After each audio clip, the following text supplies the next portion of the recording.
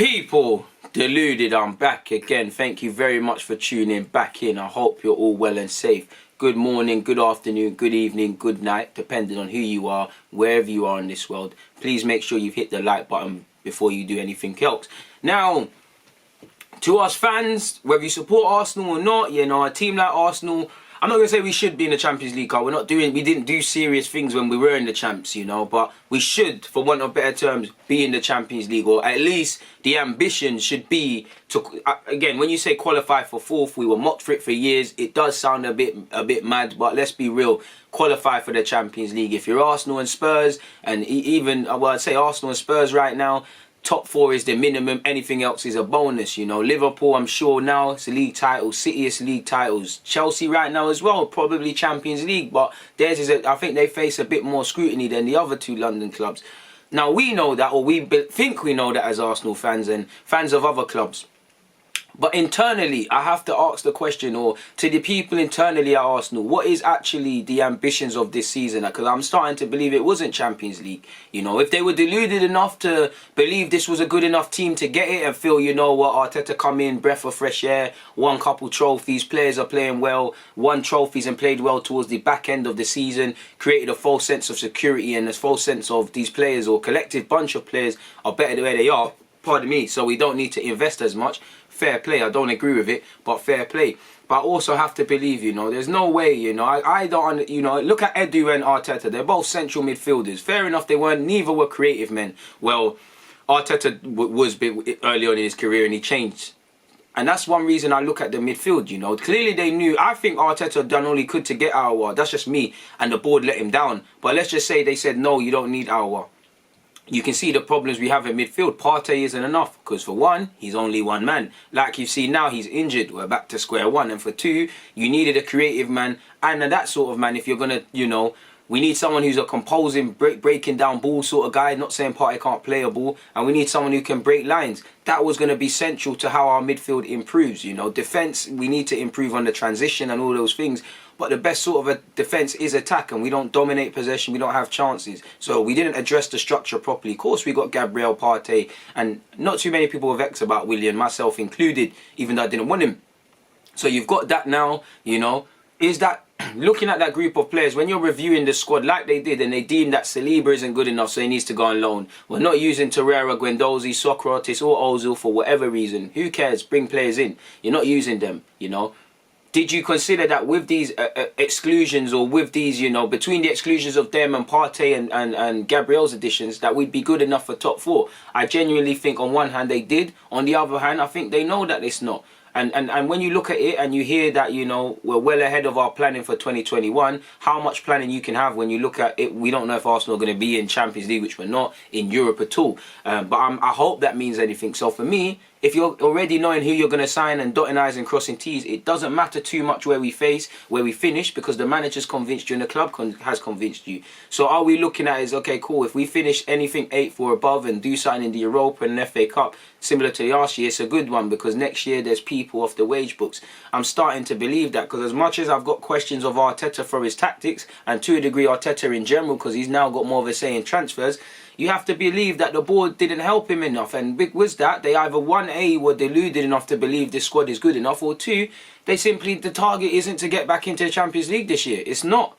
It can't be. Like, it really can't be. It can't be, you know. It really can't be. Because you don't leave a man with them sort of things. You know, Arteta, not to even use it as a stick to beat him, but he's a novice manager. He showed us some good. He showed us some concerns.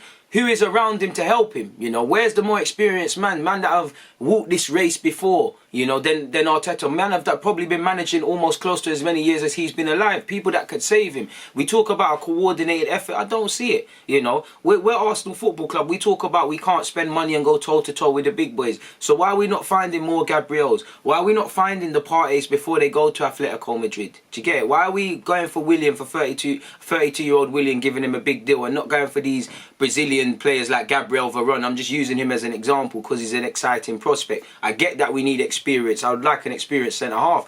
But you get what you pay for. And I'm inclined to believe the target could never have been to get top four. You know, or there wasn't actually a target. There wasn't a clear definition as to what we're trying to do. It's see as you go. For me, the minimum I wanted to see is marrying the good positives we showed towards the tail end of last season, you know, marrying that, improving us defensively, with obviously improving in the attacking sense, and seeing a bit more building blocks, you know. That's all I wanted to see collectively, you know.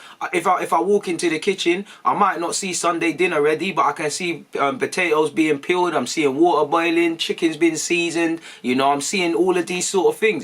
So I know the meal is coming. That's all I want to see. I don't even know if we went to the butchers and brought a chicken to season and that. That's all I wanted to see. And I guess that one there is mainly for Arteta, but it has to be helped out. You look at the LA Rams, you see Kroenke, he's there. You see Kroenke, he cares.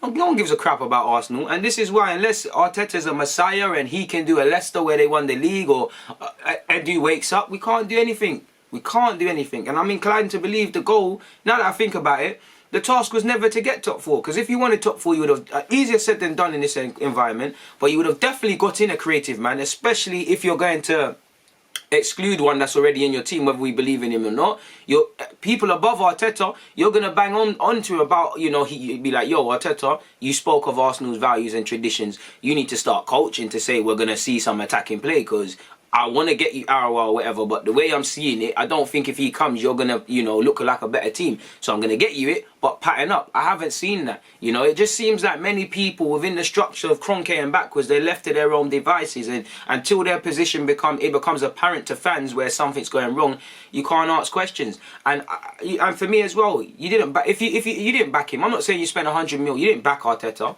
And I'm not defending Arteta because some of the problems this year is made of his own.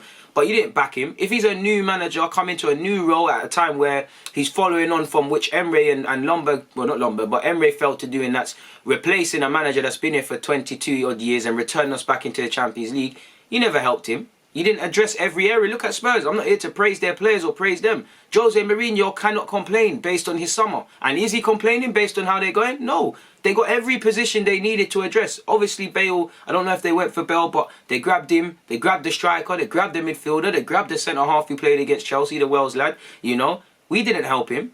You didn't back Emre all the way as well, even though I don't think Emre was doing anything to be backed. And like I said, you have to be able to work with what you've got. So Arteta does have to get more out of his players. People, simply put, I know many people won't say that, but you look at a couple of teams that have scored more goals than us. Do they have more personnel, or a couple of teams that have kept more clean sheets than us? Do they necessarily have better personnel, or is it down to the coaching? Fundamentally, that's with Arteta. But you know, I have to say the board's ambition is not top 4. So then how, if Kroenke don't want to get top 4 beyond that, how's the board wanting? If the board's not going to do it, is there going to be any real pressure on Arteta? Unless it becomes like Emre where it's glaringly obvious, is there going to be any pressure on Edu or Arteta? And then trickle it down, is there going to be any real pressure on the players? Yeah, there might be fans scrutinise and whatnot, but is there any real pressure on anyone at this football club? I think there's more pressure than fans give us credit for, but to them people give them credit for, but to the honest fan, it don't look like it. It don't look like it. It just looks like we're here, we're enjoying. It looks like we're a Premier League cuffley or family-run club. We're just happy to be here. And that's for me what annoys me, because when I see Southampton, even, when I see Wolves, when I see Leicester, it kills me. But lately with Spurs, mainly Poch and now Jose, you know, Leeds even, you know, you see plans, you know what the team wants to do, you see ambition. Sheffield United aren't doing it this year, but you saw it with them and Chris Wilder. Villa even, you're seeing it, and I don't know what to believe in, because I don't see nothing to believe in, you know. And we can't really complain, because all the things pointing to this happening in the months prior, and we've been due a bad run like this. We haven't played good all season. When we have, it's been in the Europa League, and even that, we've made it harder than it needs to be. 9 times out of 10, bar the last game we've played and the game to come on Thursday, we've had to come from behind. That is down to the players, the management, but also the boardroom and above, because they're not setting the levels. You know, Chelsea, Roman Abramovich wants the best, so that Marina woman, you know, she has to make sure in her role she does the best. You know, the person below her, he or she has to make sure they do the best. Lampard, you don't think he's going to get gazy for like right now? He's got the clean sheets, he's got everything because he knows he needs to, and there's still question marks. You don't think it will get gazy for Lampard if they start messing around? Now, Arsenal, we can't sack managers and all of those things because we don't have the peace for that. Plus, we're going to keep saying the same. This is what I don't understand, fam. Get a manager and back them properly. I don't understand, because if Arteta don't work out, we're going to get rid of a man. I'm not saying to keep him. or he should go. You know, I support Arsenal Football Club. Arteta, I don't think he's done enough to say he should go. I don't think he's done enough to say he cemented his position. But back him, because we're going to keep saying under the next man, he needs finances. It's not his squad. You know, the players have bad habits from Mikel, from Wenger and all the rest of it. We're going to keep saying the same things and be on this yo-yo. And that's what we are. We love a cycle as a football club. We love an unfinished cycle. And you don't know what you're doing. You don't know what's the direction. Off the field, we don't know what's the direction. Do you want top four or not? You know, 1 minute you're doing the young players, then you're signing in past the experienced players.